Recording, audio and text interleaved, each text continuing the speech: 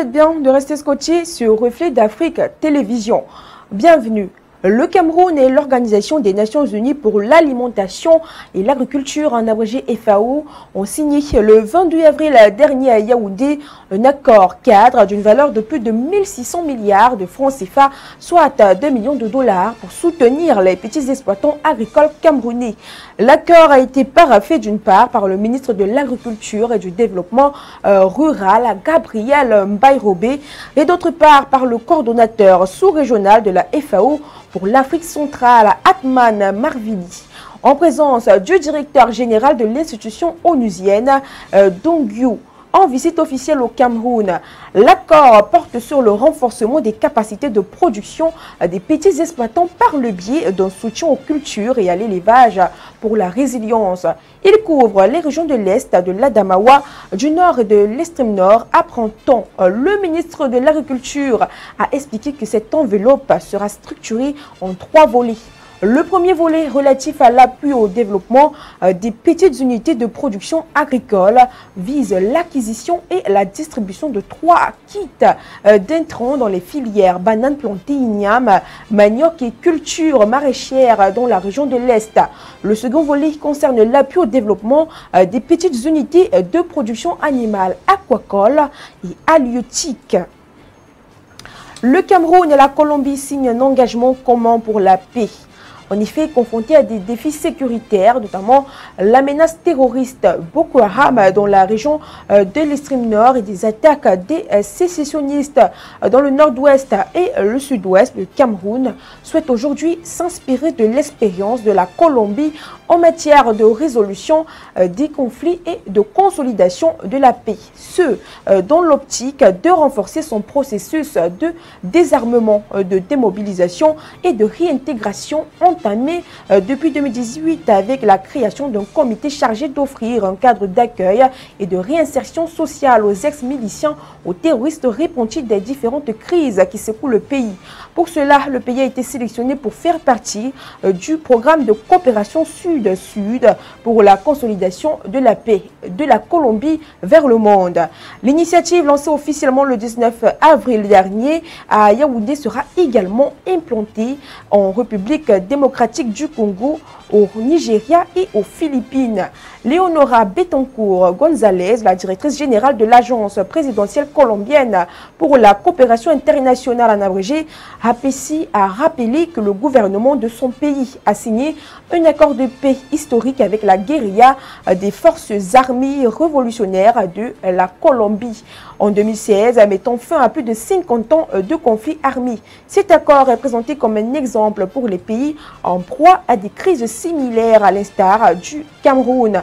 La mise en place de ce programme, apprend-on, vise à satisfaire la demande et l'intérêt manifesté par les pays participants pour comprendre le réseau institutionnel architectural qui pilote un véritable processus de paix durable en Colombie. Il permettra de partager des connaissances sur la manière d'améliorer le processus de consolidation de la paix à travers le processus de DDR en capitalisant sur les leçons tirées de l'expérience colombienne. Toujours au Cameroun, scandale à la CNPS. Dans une lettre adressée au président Paul Biya, le collectif du personnel de la Caisse nationale de prévoyance sociale ainsi que des agents à la retraite ont dénoncé des détournements massifs de fonds au sein de l'organisation. Cette lettre met directement en cause la directrice des finances, Assim Hortense. En effet, au cours des 3 dernières années, la CNPS a octroyé 3 450 000 francs CFA comme prime de résultat. Cependant, la directrice des finances, Madame Assim, les a repartis à sa guise, ne respectant aucune clé de répartition et privilégiant ceux qui sont acquis à sa cause. Selon des informations recueillies auprès du personnel de la direction des finances et de la comptabilité, plus de 600 000 francs CFA auraient été détournés. Cette dernière est également accusée de retenir les primes du 13e mois et de dilapider l'argent de la caisse dans des constructions et achats d'immeubles à des montants exorbitants. Le 23 avril dernier, l'on célébrait, comme tous les ans, la journée mondiale du livre et du droit d'auteur, qui est une célébration annuelle qui vise à promouvoir le plaisir des livres et de la lecture. Chaque année, le même jour, des événements ont lieu dans le monde entier pour reconnaître l'étendue des livres qui servent de lien entre le passé et l'avenir, pont entre les générations et à travers les cultures. Cette date symbolique a été choisie en hommage à plusieurs grands auteurs décédés le 23 avril, dont William Shakespeare, Miguel de Cervantes et Inca Garcilaso de Vega. L'UNESCO, en tant qu'organisation culturelle des Nations Unies, joue un rôle essentiel dans la promotion du livre et du droit d'auteur. Elle défend la créativité, la diversité et l'égalité d'accès à la connaissance grâce à son travail sur différents niveaux, allant de la promotion de l'alphabétisation à l'accès libre aux connaissances scientifiques et aux ressources éducatives. Le Nigeria a fait une annonce majeure dans le cadre des réunions annuelles de printemps du Fonds monétaire international, en abrégé FMI, et de la Banque mondiale à Washington. Le pays a officiellement sollicité un prêt de 2,25 milliards de dollars auprès de la Banque mondiale.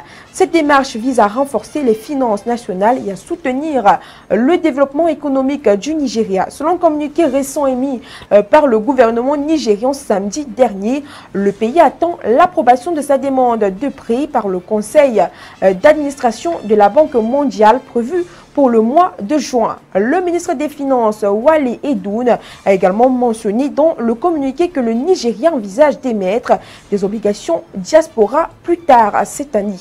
Cette initiative vise à attirer des devises étrangères essentielles pour renforcer l'économie nationale.